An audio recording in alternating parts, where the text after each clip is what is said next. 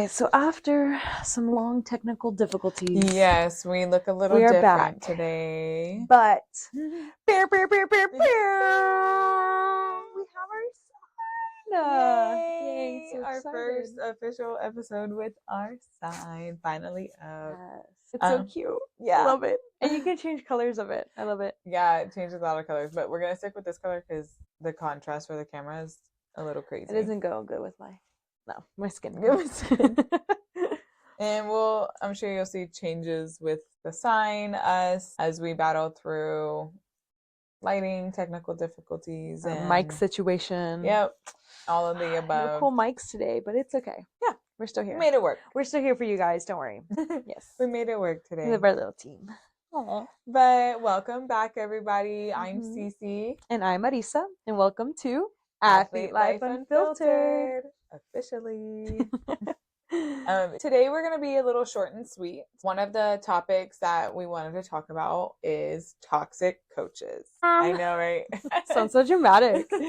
That's how I feel whenever I say it. It's like the word toxic though has so much it's so toxic. It's such a when anytime anybody says, "Oh, that person's toxic," it's like a whole bunch red of flag. red flags everywhere, all over the place. Hearing the word toxic is already harsh in itself. Yeah. And then adding it to something that is such a strong word, coach. Like you're already scared. Yeah, you're already scared of your coach. Yeah. It's like now it's a toxic coach. Anxiety. So we are not officially going to talk about our full experiences with toxic coaches, but we are going to read a couple of different stories to kind of give us different perspectives of different sports, different views on maybe some male athletes versus women athletes, and just kind of giving a different background of everybody, not just what we have experienced personally.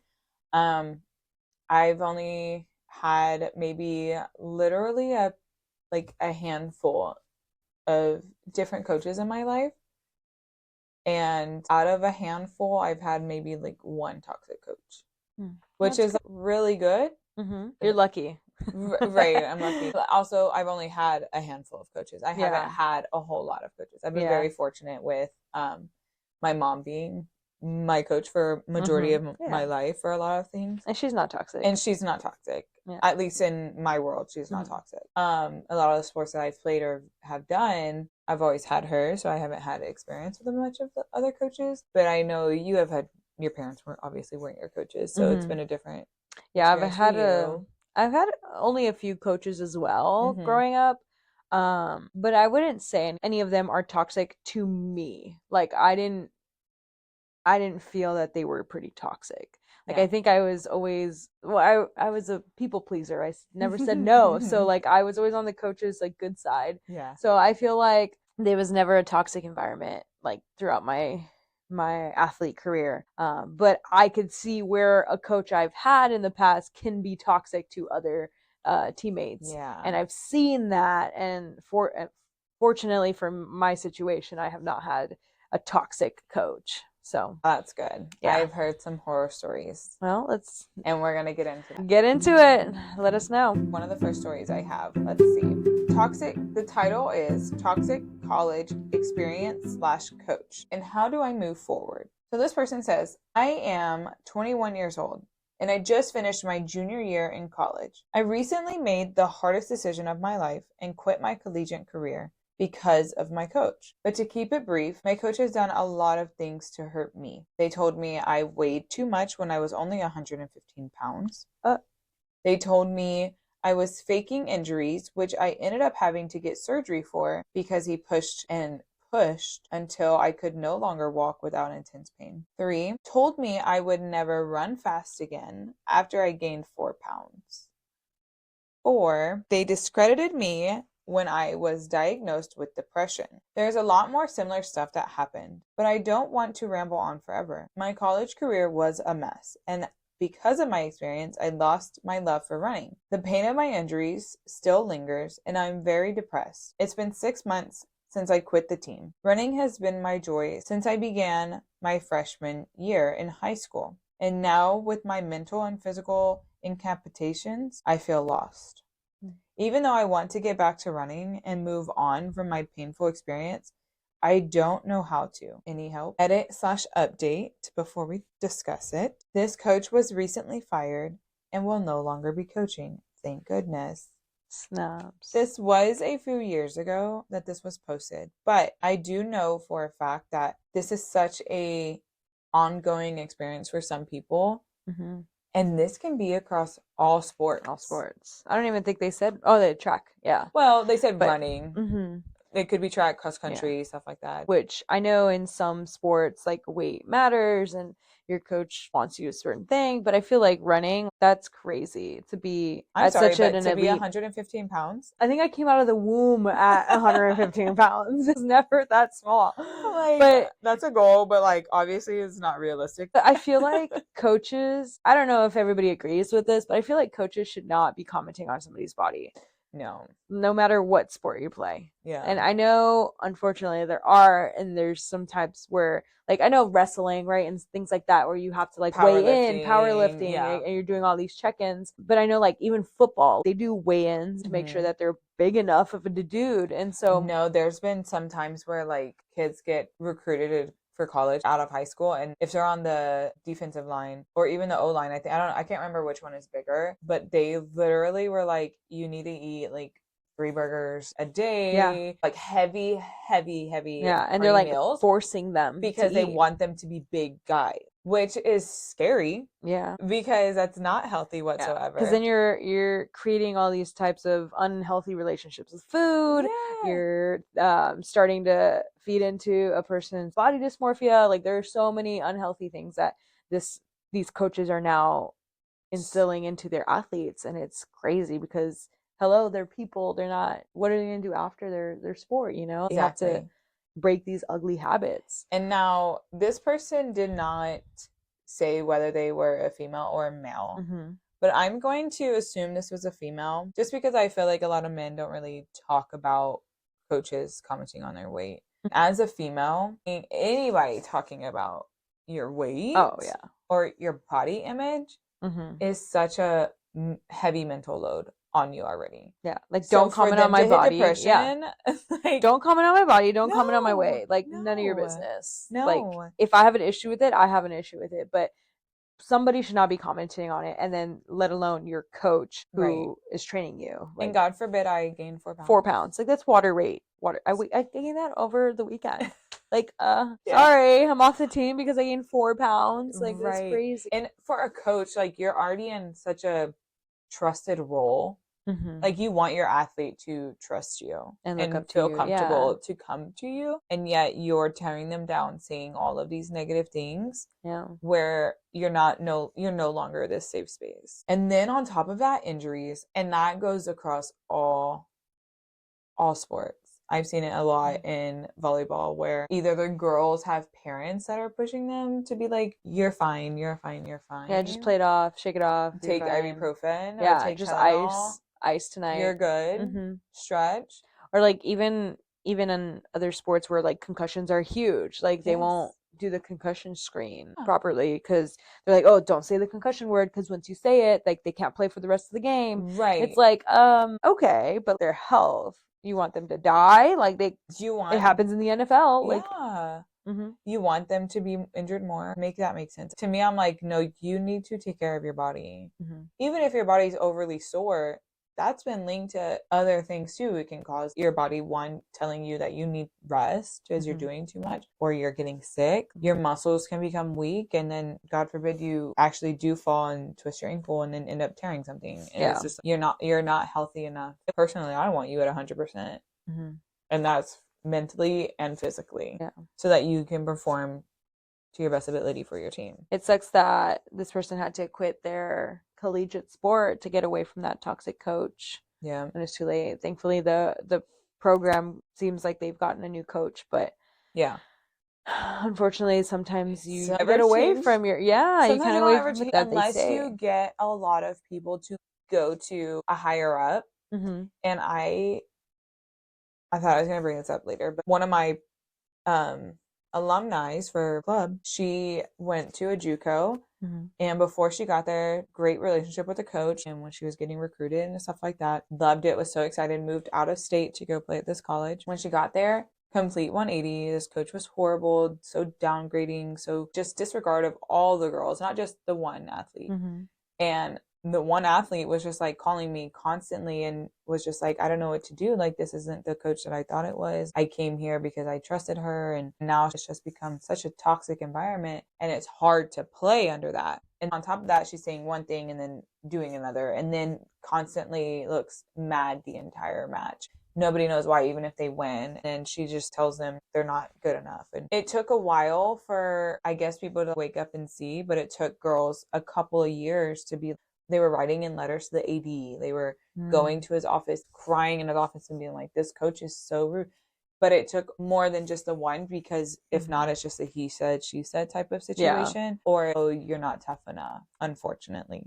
Yeah. When it's just like, why can't people really just come and see it for what it is? Because then people put up fronts and things like that. But yes, it's hard to judge a book by its cover, you know, and you just see the positive in things when people are recruiting you. I've always heard that it's really good to sit in on a practice. Okay, I want to see how you coach in this practice. I want to talk to the girls before I go to this team. Yeah. I want to talk to some of the other athletes at this school. What is the environment like? And that's what I've told a lot of girls that are looking to go out of state. If you can get another player's number, do that, so that you can get a little bit more insight of like how the programs ran or how the girls like the coaches. And it doesn't have to be like, oh, we're buddy with the coach, but there's a respect level, and not somebody who's like this degrading and downplaying every little thing that this person is doing. Because it does lead to the mental health part of it, and that's something that, you know, we want to try to avoid at all costs. I'm glad there was no like physical punishment for her, like gaining weight or things like that. Shoot, there might have been. This is only a brief summary of some things that caused it.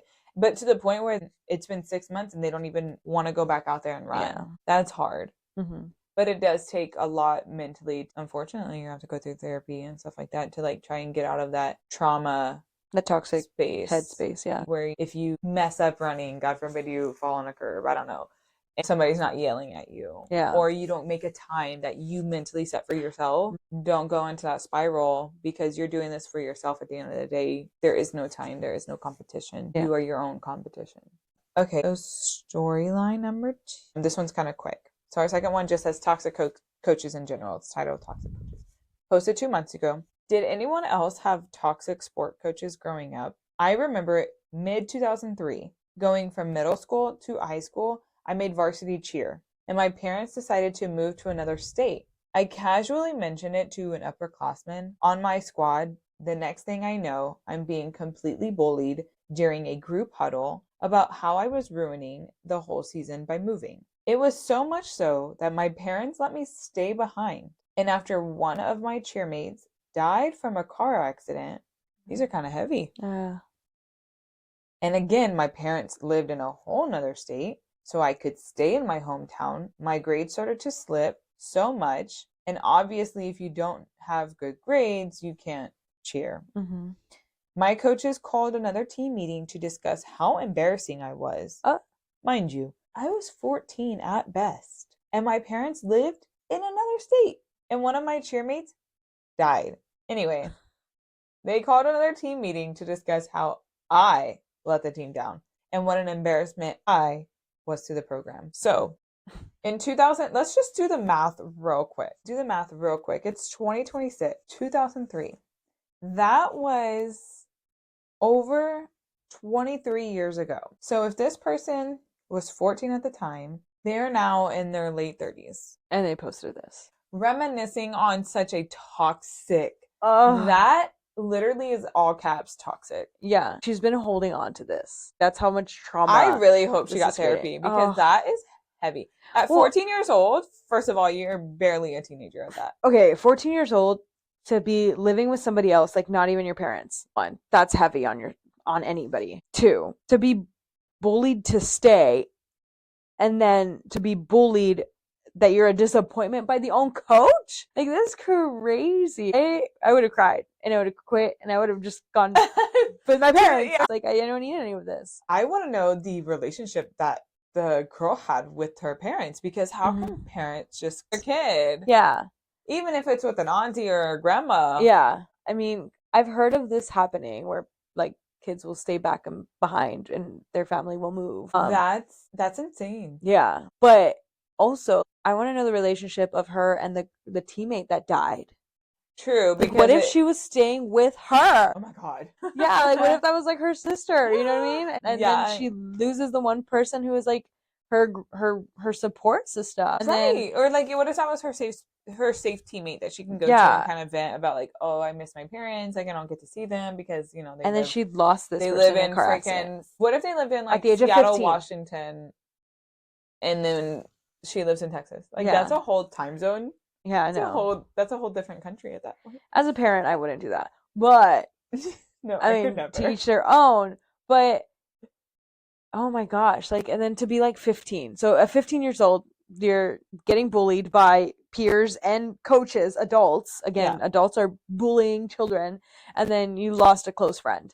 Yeah. That's crazy. And then you're crying and getting told that, wow, what an embarrassment. Oh my God. Why are you crying? Just get over it. Why are your grades slipping? Yeah, and the grades on top of that. There's already such a heavy mental load on. That was so unnecessary by the coaches. No. Because you didn't need to do that. You didn't have to have a whole group And for this outing. person to be thinking about this 23 years later, I want to know if the coach who said it like ever thinks about that one time of like, oh, remember I forgot I had an athlete that died and then another one was crying over it.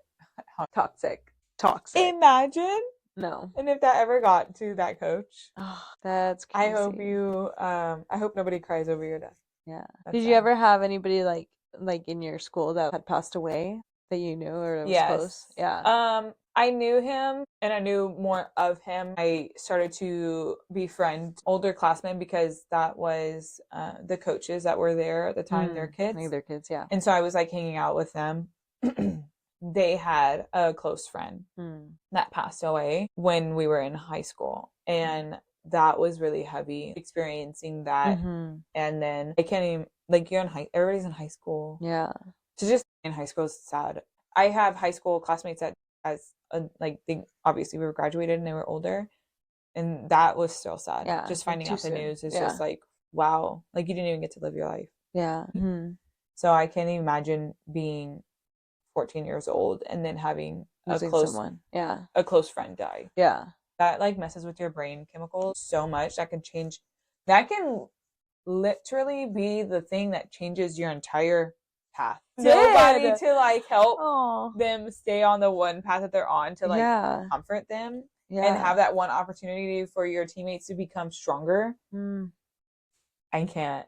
Because that was one positive thing about the high school group. They bonded closer, especially when it became like anniversary date and they were like, let's all get together for this one person. Yeah. So they still remained friends through this one person, which that's so special because after high school, you go your separate ways a lot of the time. Is this way the person was literally like told to get over it and like don't think about it, get over it. You shouldn't be. What an embarrassment that you are to mess up your entire team's dynamics because you're crying. That's crazy. My heart hurts for this girl. I hope she's okay. I'm sorry that your coach was toxic like this, and because that was so unnecessary. Unnecessary. You could have pulled her aside and figured out what she was going through and been there for her, knowing that you already bullied this girl into staying and separating from her parents. That, and then use this as an opportunity to bring the team closer together. Use this as an opportunity of, we are one, let's do this for that one person. Yeah. Hey, I know your parents aren't here. Let me be the parental since guidance. I begged you to stay. Yeah. That's crazy. Let's all get together for this one, not turn away and turn our backs and point fingers. Bad toxic coaches experience. Well, I know you are older than us, but I hope that you have overcome such traumatic experience from this high school season that you had way back when. I don't even know where I was in 2003. Too far back. Too far back. We're old. Okay, so story number 3, I'm going to take it to football. And this is a story that was on ESPN. Oh. And this is the inside story of a toxic culture at Maryland football. And this is relatively old, but still happened. Less than 10 years ago. Yeah. But it's something that, again, could be still in the state. It actually is, because you had somebody that was a football coach, not you, but Oh in the Valley, yeah. that just got arrested for Yeah. the toxic stuff that he was doing to the kids in high school. But this is a university. And Okay. the story's very long, so I'm only gonna do like the first snippet of it and pieces here and there. Okay. But this was reported in August of 2018. And several current University Maryland football players close to I think they're called the Terrapins program, described a toxic coaching culture under the head coach, DJ Durkin, before offensive line Jordan McNair's death in June after a football workout. So the kid that passed away was 19 years old, and he died 2 weeks after being hospitalized following a May team workout. He collapsed after running 110-yard sprints, showing signs of extreme exhaustion and difficulty standing upright. No official cause of death was released, but the ESPN reporter reported that he died of a heat stroke, suffering during the workout, and had a body temperature of 106 degrees after being taken to the hospital. So over the past several weeks, two current Maryland football players and multiple people close to the football program and former players, including former staff people, spoke to ESPN about the culture under that coach, and particularly the strength and conditioning coach, Rick Court, who was one of the head coach's first hires in Maryland in 2015. Among what they had shared about the program, there is a coaching environment based on fear and intimidation. One example is a player holding a meal while in a meeting had the meal slapped out of his hands in front of the team, and at other times, small weights and other objects were thrown in the direction of players when the conditioning coach was angry. The belittling, humiliation, and embarrassment of players in common. And in one example, a player whom coaches wanted to lose weight was forced to eat candy bars as he was made to watch teammates working out. Oh my God. That's like that movie. Oh my gosh. That movie. Matilda. Oh. When the little fat kid and she makes him eat the whole cake. That's that picture I got in my head. Two other examples are the extreme verbal abuse of players occurred often. Players are routinely the targets of, I don't know how to say that word, targets of something that's meant to mock their masculinity when they are unable to complete a workout or weight lift. For example, one player was belittled verbally after passing out during a drill because they couldn't do it right the first time. Another example here is coaches have endorsed unhealthy eating habits, like we mentioned earlier, and used food punitively. For example, a player said that he was forced to overeat or eat to the point of vomiting. Yeah. Again, this is football players, which is what I had mentioned earlier. And I've known that from friends that I knew that went to the NFL and even played in college. After ESPN requested interviews with Maryland officials and provided details about its reporting on the kid who passed away and the football culture, a university spokesperson on Friday afternoon said the University of Maryland has placed members of our athletic staffs on administrative leave, pending the outcome of the external review. No further details were provided, but they had grueling workouts, explicit laced rants, and hot-tempered coaches. It even said here from a Maryland staff member, I would never, ever, ever allow my child to be coached there. The language is profane and demeaning at times, where it shows a cultural problem that kid knew that if he stopped, there would be a challenge on his manhood. And he would be targeted. Well, yeah, especially if the coach had already shown characteristics of belittling people for not finishing a workout. Right. And now, oh, you have a heat stroke? Like, what and then what a bitch. Yeah, like you can't hang. Like you're not a man. They'll start mentioning like female sports. Like go play volleyball if you can't handle the heat. Oh, it's too hot for you. Yeah. Like that's verbal crazy. attacks on kids. It doesn't matter what age, especially when you get to the collegiate level. We've said it before, but like that becomes your job. now that as a professional in my line of work, I would hate if I had a boss that was coming to me and yelling at me and saying, belittling me on every little detail that I was doing for my job. Get out of my face. There's a difference between coaching somebody to make them better and fixing something to help the team than screaming at somebody just to scream at somebody. Like, how are you making them better? What is this doing for the team? You're just yelling just to be the louder, have a pissing contest. Like, that's a poor coaching technique, and it's unfortunate feeds into that toxic even coaching. some of his own coworkers, so even people some he of had the other hired, coaches, people were that he just like, hired. I could never. I hated working under him. Yeah, or it was horrible. I would to never the let other my guys.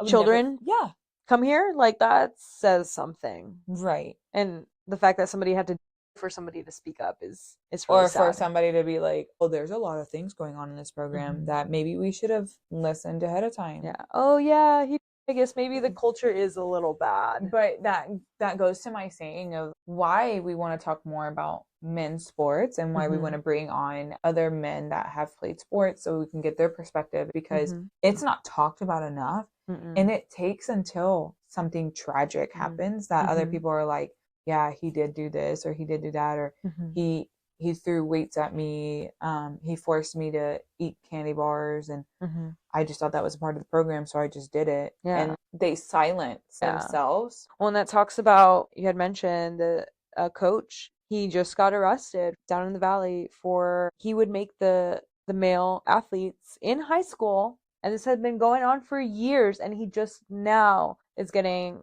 called out for it, would have them undress in the locker room and have them do physical punishment to inflict pain on the students. And then the coaches would just stand there, watch and laugh. I'm like, that, one, is illegal, and two, why are you torturing these poor kids? And on top of that, and I know it takes a lot for a kid that's going through this traumatic experience to speak up, but like, why would you not say something to your parents? If that was happening behind the scenes to my son and he was never saying anything to me and I didn't know, I would become depressed. It's illegal to do hazing. Like, this is a form of hazing, and now you're doing it as an adult to minors. Like, that's crazy. That's crazy. 12-year-old just wants to play football, and he's having to do physical punishment. Like, there's a line between physical punishment and torture. And nowadays, we're very fortunate because we are getting to talk about mental health a lot more. That takes such a toll, and there's such a high rate of suicides in young kids. I can't imagine getting reports on a 14-year-old who couldn't do it anymore because coach was pushing him too hard. I mean, crazy. Even for a collegiate athlete, again, you're going to programs that you trust the coach in. You didn't know. You don't know what you're signing up for. You're taught to work so hard, and you're at this D1 athletes are just kind of built different a little bit. And you're just built mentally to be like, you just got to push yourself. And then you go into a program where you don't really know where the line is, and you don't know when it's crossed. So then you're just thinking and telling yourself, I can keep going. I just got to push myself. Rather than actually listening to your body of being like, hey, you're about to pass out. You could die from this. The coach is just thinking about themselves and about their team and about how can I make more money for myself as a coach? I need to make winners. Versus when they're toxic, they're not looking at the health of their athletes. And they're not putting their athletes first. But if you look at the successful programs, the programs that are winning, the programs that are going to the Final Four, the championships, if you look at the depths of the program, they are caring, uplifting. There's just a different dynamic, a different chemistry. And it's just, I think some coaches, unfortunately, the toxic ones, think that they understand it. They think that they get it, but they don't. And so then they're forced to do it their way, which happens to be the toxic way. And not to give this coach in particularly or other toxic coaches the benefit of a doubt, but it had to have started somewhere. Unfortunately, that coach probably had somebody that was Gone through spitting it. in his face doing Mm-hmm. 10 times worse. And they're like, oh, well, you're not getting it as bad as me. You know what I Yeah, mean? yeah, I I can see that. survived. You can suck it up. Mm-hmm. The last story that we have for today was posted 2 years ago. And the OP on here titled this, if you have a bad coach who is abusive, is it normal to stop trying on purpose or passive aggressively sabotage the team? Mm-hmm.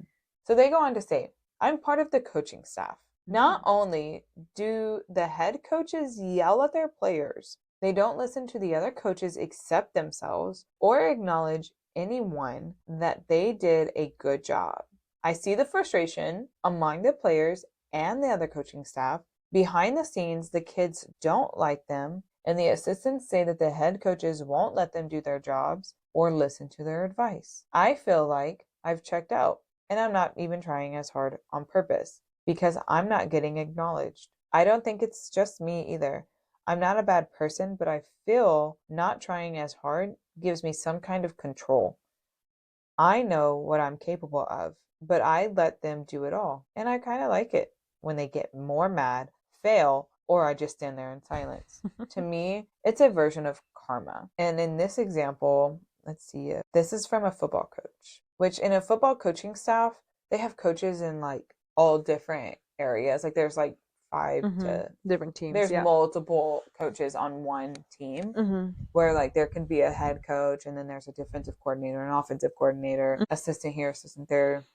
Yeah. They're all over the place. I can't imagine having an assistant coach that does nothing Well, as a head coach. yeah, I don't think that they were doing nothing. No, they Yeah. stopped doing nothing. But that's because the head coach didn't allow them to. To do. So what yeah. I'm trying to get at is why even have an assistant coach if you're just going to be a one-man show? Because they have to. I mean, he can't tell the high school not to, or wherever they're at, not to hire them. But if he's very toxic, he's going to say, I don't care what you think. I'm going to do it my way. If you don't like it, bye. That happens a lot of the times in coaching where like other people give their opinions and they're just like, no, I don't agree with you. See, and that's kind of where we were talking about the history, right? Like, how does this go on for so long? And I feel like for this OP, they've chosen to kind of sit back and let it crumble the way that it needs to, or that it's crumbling. And they're finding joy in that because it's kind of funny. But I feel like too. I feel like there needs to be a pivoting point and where they talk to others and see, okay, who can I talk to as far as the AD, the principal, like where this is failing as a collective team or coaching staff. But again, even in the male world, it's not as easy to like approach somebody with open arms of like, hopefully they'll listen to me and take into consideration what I'm saying, because oftentimes they won't. They'll just be like, what do you need? Type of attitude. But one of the reasons I liked bringing up this story is because it's to show athletes that it can happen on the coach's side too. Yeah, definitely. Not just the athletes getting it. Like the coaches are on the coaching staff with this toxic coach, seeing the toxicity that it's creating within the program and themselves and their coaching staff. Yeah. I mean, their team and their coaching staff is the program. Yeah, that's true. And having this person bring up that I'm not the only one, everybody else around me is starting to see it too. The kids don't like the coaches, the staff doesn't like the coach. Like, they're not respecting the head coach. Yeah. And then the head coach is going to get mad if the kids are coming to the one coach that is their safe space. Or the other why are coaches they talking to me about it? Why didn't I hear about this first? Or why are they going to you? Or what do they say to you and you don't want to tell, like, the head coach? Like, you don't want to tell them. Yeah.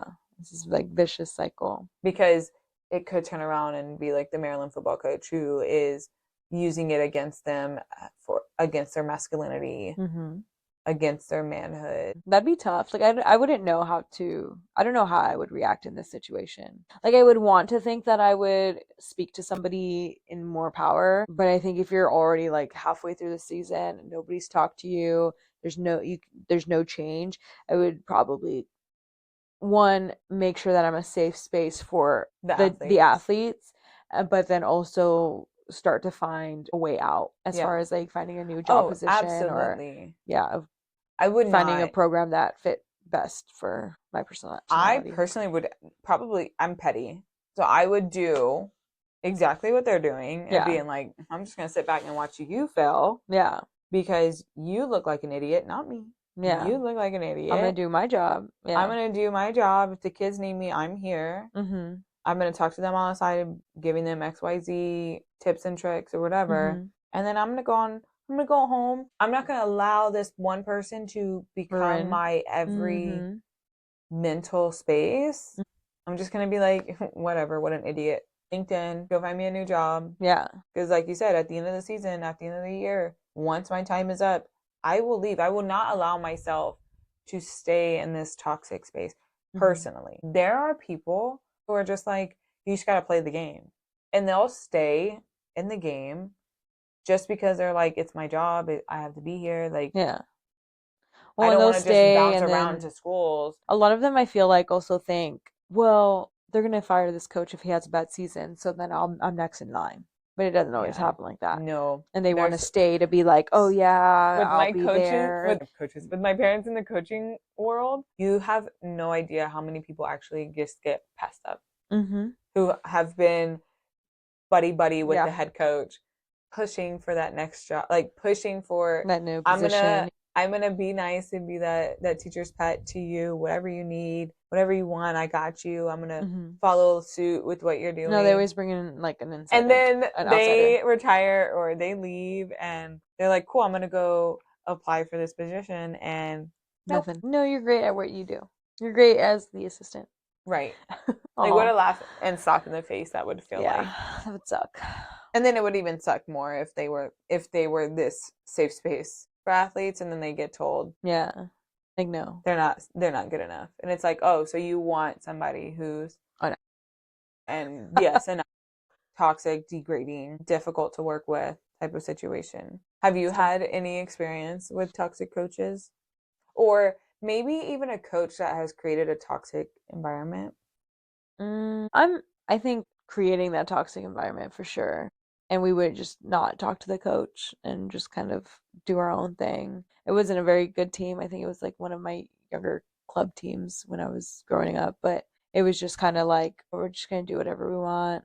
We like half-assed at practice. We didn't really care or commit. There was no communication. There was no leadership. There was just nothing. It just kind of fell apart. Yeah. What would the coach do? He was just not bringing you all together. It was just like more of like yelling at us and not kind of bringing us together as a team, not really coaching and just telling us that, oh, like we didn't lose because of me, like we lost because of you, or the team lost. Y'all like didn't fight hard enough, like things like that. Or like if anything, if I did have like a toxic coach, it would be like, oh, go run lines. Like there was never really like I was not in these positions like at all. It almost, and it sucks because it almost feels like the toxic experiences that I've had maybe don't feel as toxic because they're not to this level or to this extreme, but they were all still very real and impactful for me to where it was and did feel toxic. And there's been stories that I've even heard of collegiate volleyball coaches, D1 collegiate volleyball coaches that are like legit pulling girls' hair, like pulling them by the male coaches at that, pulling them by their freaking hair to like get them to pay attention. And it's just like, what goes through your mind to think that that's okay, first of all? And then the girls just being like, I don't want to go to practice. I want to, like, I'm wishing, like one of the stories we read a couple weeks ago, like I'm wishing for an injury type of thing. Just makes it so hard. We did have a coach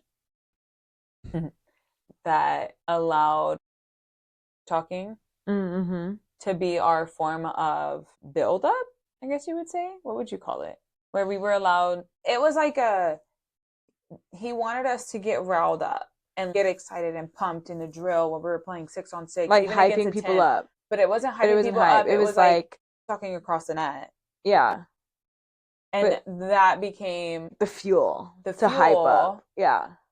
But then girls were saying hateful things to each other. Which was not. And that definitely wasn't building a team environment. to me, that was a toxic environment, especially because there was already feud against girls playing other positions rather than, hey, go out there and like give it your best. I wonder if people have also had kind of in that situation where the coach is being toxic, as in picking favorites. Like, because that could be another form of toxicity. Yes. Where, oh, this girl later in college or in high school, oh, I know this girl personally, I'm gonna play her more, and her clique or whatever, and oh, this chemistry is better, so I'm gonna play them more versus not playing them. And girl or have earned yeah, their spot. or oh, I just like her better. Like she's just a cooler kid, I'm gonna play her instead. That I feel is also a part of the toxic traits and that a coaches can show without really showing a lot of because then you have like a great player who works their butt off, is at practice all the time, and then when it comes to the game, they're benched because oh, coach just liked that girl more, like This, I mean, I can speak to that, but I won't, just because I have been in that position. But other than that, I really have not. I'm trying to like go through like the index cards of coaches. I have not had anybody so degrading and downplaying girls around me and or myself, thankfully. But I have seen videos and read stories of athletes that have just experienced the worst, which as an athlete, I hate that for them because I've said it before. I fell out of love with the game and I've had to learn how to reteach myself. But that's just overuse, like years and years and years of constantly playing this one sport where you just more of become like the tired of burnout. it, the burnout of it. And you learn how to like play for your want and not expectation. And so I've never had anybody force that upon me. I've never had anybody force a burnout on me. It's been more so of like I've just done Hit it that myself. wall. I've hit that stop, thankfully. Versus somebody questioning your character, questioning yourself and what you are and who you are, and that would take a whole different type of toll on a person, mentally, physically, emotionally, all of the above. All of the above, yep. To come back from that, I feel like would be so much harder. And even trying to just trying to acknowledge the toxic environment and then trying to get out of the toxic environment would be a lot that I don't even know I would be able to do. Because again, as an athlete, if you are taught and raised in the environment of like, just push yourself, just work hard, just do this thing and you'll be great. When you get to this thing, you have to be able to know what line is the toxic line, what line is that burnout line for you to not get there and or avoid at all cost. Yeah, you want to avoid that toxic environment for yourself if you want to really enjoy your sport while you're playing it. Yeah, and understanding when to find help when the toxic environment finding that is just safe space, too much. Even if it's within your teammates and or another coach that's a safe space, or if you are realizing that it's not the environment that you wanted for yourself, it is okay to get out. The grass is greener on the other side somewhere. What did your player do? She was there for 2 years. She was there for 2 years. She was redshirted her freshman year because she got hurt. So she technically still had another year. She was going back and forth to the point where she waited it out. She was actually talking to coaches and wanting to get in transfer portal to transfer out and come closer to home, back home to Texas. And spring season, they hired a new coaching staff. And it ended up being this male coach that came in. And she kind of was like just tiptoeing around, just kind of see how his program would be, or just even off season. I called and texted her the other day because it's getting close to the end of this school semester. And I just asked like, hey, like, what are your plans? Are things going? And she was just so elated and was just like, this guy has been a breath of fresh air for the program and for the girls that are around. And I'm going to stick it out and I'm going to play this last year. Good, yeah. So I was really happy for her. I was more so happy for her to make that big decision to stay because she really did have a hard time her first 2 years. And so I didn't like that for her because I know how hard it can be to be in that position and not enjoy playing and going to school when it's your job. And so I just was like, whatever you want to do, like, I'm always going to support you. I'm always going to help you. And then whenever she told me that, I was like, that's a huge decision to stay far away from home. Your sister's about to have a baby. Aww. And she's really close to her mom and her sisters. Yeah, that was like a big decision for her, like a big girl decision. And I was like, that is going to change your life. Like that's going to be that extra push that you needed. And I was proud of her. Either way, if she would have came home and went somewhere else, I would have been proud of her. But that's a big decision for being in a program that's been toxic for 2 years and now. not knowing the unknown. Yeah, exactly, not knowing the unknown. Yeah, so there are different like avenues that you can take with. Yeah, and trust your gut. Trust your gut. Talk to the people that are your safe space. And I'd love to hear from our listeners and our supporters that if you've ever had a toxic coach or toxic experience or a toxic time in your life that you're like, yeah, I tried softball and that coach made me hate it, never again. Or even in a sport that I've played volleyball my whole life and I've went from one toxic coach to a better coach. I want to hear from you guys if you've ever had that toxic experience. Yeah. I'd love to hear we should have what you did. A raffle or something, like the most toxic comment, like the most toxic thing that a coach made you do. Leave it in the comments. Yes. And we'll shout you out in our next episode. That'd be cool. Yeah. That'd be cool. Well, hopefully, if you are in this toxic environment right now, that you are able to find a different avenue for yourself, advocate for yourself, and definitely find that safe space, whether it go to therapy, whether it confide in your family, your friends, anybody, or if it's just something that you're realizing to yourself that this is something that you need to experience somewhere else and get out of that position that you're in. And whatever it is, don't allow yourself to end up like these people where you're thinking about it 20 plus years down the road where it's still traumatizing you. Okay, because there is a better path out there for you. Yeah.